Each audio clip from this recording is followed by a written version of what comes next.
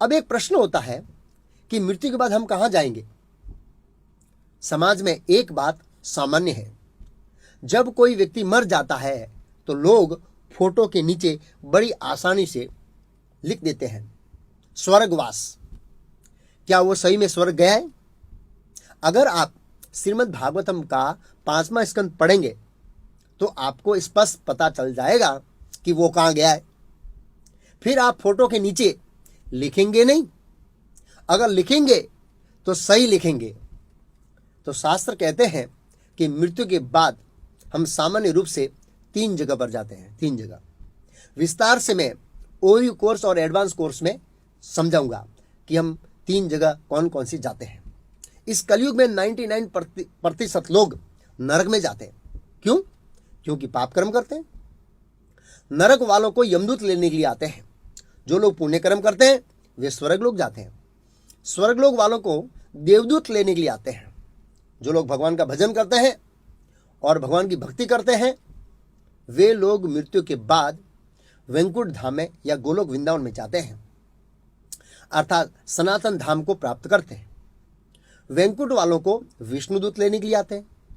तो ये हुई मृत्यु के बाद हमारी 3 गति, पाप, पुण्य और भक्ति की परिभाषा हम चौथे दिन में चर्चा करेंगे।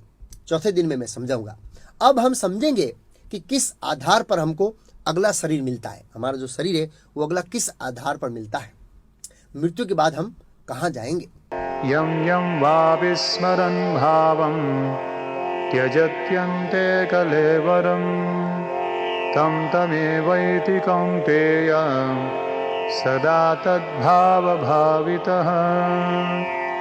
हे कुंती पुत्र, शरीर त्यागते समय मनुष्य जिस जिस भाव का स्मरण करता है वह उस भाव को निश्चित रूप से प्राप्त होता है।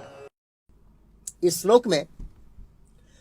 श्लोक में भगवान कृष्ण बताते हैं कि मृत्यु के समय यम यम वापि स्मरण भावम, हमारी जैसी चेतना होती है, जैसा भाव होता है, उसके आधार पर हमें अलग अलग शरीर मिलता है।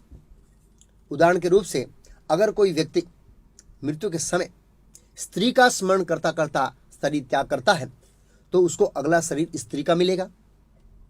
अगर कोई व्यक्ति मृत्यु के समय कुत्ते का स्मरण करता करता इस शरीर का त्याग करता है तो अगला शरीर उसको कुत्ते का मिलेगा।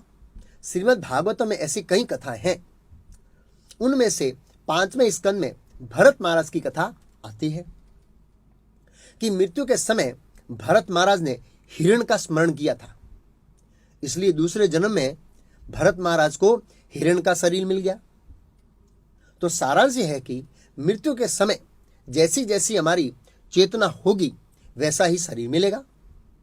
किसी व्यक्ति के मन में प्रश्न हो सकता है कि किस आधार पर हमको नया शरीर मिलता है। तो 2 आधार पर हमको नया शरीर मिलता है।